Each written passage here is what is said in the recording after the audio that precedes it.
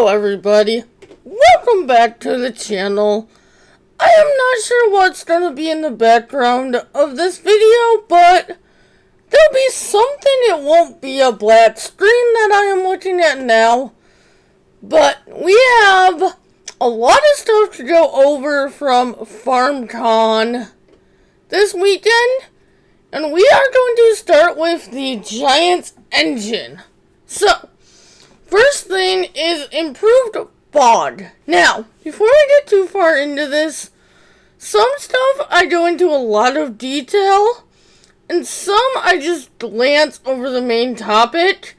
I am going to link the Giants YouTube and the description of this video if you want to dive further into anything.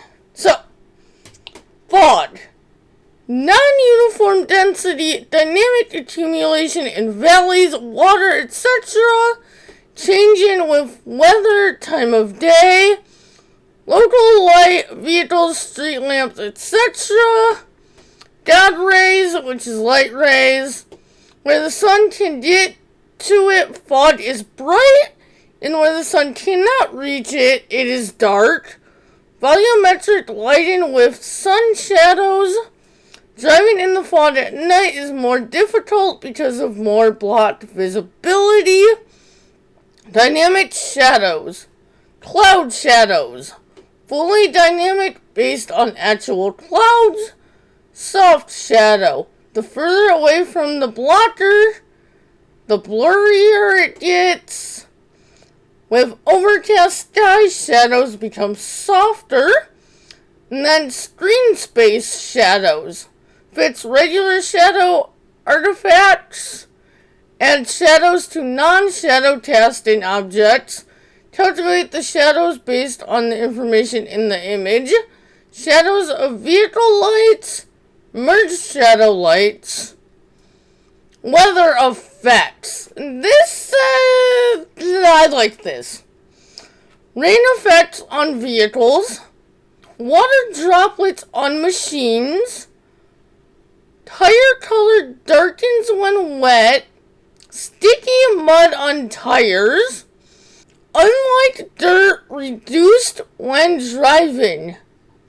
So, kind of a real dirt color base game to an extent? Question mark? Improved rain visuals. Rain splashes. Wet look, darker color, more reflective. Vehicles. Physically based calibration and clear coat layer. And these 2 points under vehicles, you really need to go and watch the Giants video on the Giants Engine 10 to see it. I really, without spending 5 to 10 minutes on just those two things, can't really explain them well. And then terrain, higher terrain resolution 1 meter, displacement mapping 12.5 centimeters, ground deformation or dynamic terrain. Now, I have an image I'm going to place up here, but this dynamic terrain, or as they announced it, ground deformation, is cool, but not what I thought when they first announced it. When they first announced it, I got excited for terrain deformation because I thought it was gonna be like, I was hoping, I should say, that it was gonna be like more like Terraform where you could dig into the ground, which it's not. And this, what they're doing here is a step in the right direction. Maybe in the future of Farming Sim, we could see a more like Terraform effect where you can actually dig. But that's to be foreseen in the future. Various water simulation. Interactive wave effects on all water surfaces. Tree rendering. Again, this is another one. To get the full thing, you're going to want to go and watch the video I am going to link on the Giants YouTube. The Giants Engine 10 one. 360-degree billboards, parallax correction, shadows in distance, shadow proxy mesh. The sky, which a thing I'm excited about is stars actually in the sky, and enhanced moon. And then performance, double-sided rendering, less vertices for thin objects, geometry data compression, reduces vertex data size. Giants Engine version 10 reduces size of vertices from 8 megabytes to 4.5 megabytes, which in turn reduces slot counts. The next thing we are going to talk about is going to be gameplay and machines, and then the last topic we have is Riverbend Springs. Gameplay and machines. Rice cultivation. Short grain rice, which is an Asian style of rice, and long grain rice, which is a North American and Southern European region rice. Info about short grain rice. Produce rice seedlings in a greenhouse and then plant those in the field. Water is the only thing needed in the greenhouse for the saplings to grow. Rice fields are built in the build menu. The pump is the most common way to flood a rice field. Rice fields have a menu at the pump, so you can manage each field individually. For the transplanted rice, the field must be flooded before you plant. Also, they mentioned something about maybe more row crops in the base game, but they didn't go much further than that on that subject. Long grain rice. Long grain rice sells for lower than the short grain rice. Okay. Now, of course, I've covered it before. The windrower, which is the swathing. So they said that the Macdon is a pre-order bonus, but the actual swathing technique, I guess, is base game. So other modders can make other things to make swathing more widespread for those who don't pre-order the game or just to have options. And they also introduced bell wrapping and net wrap into the game. Basically, the net wrap and twine add-ons that are mods in FS22 are going to be base game in 25, and they also have a partnership with Ronnie Wrap or Ronnie Plast, whichever one it is.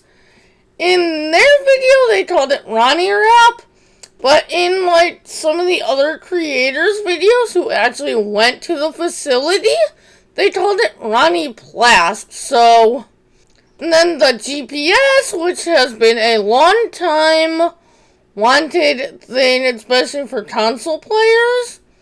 One thing they said about that is it auto detects, so you don't need to run any courses or anything like that. And it works even if you expand the field.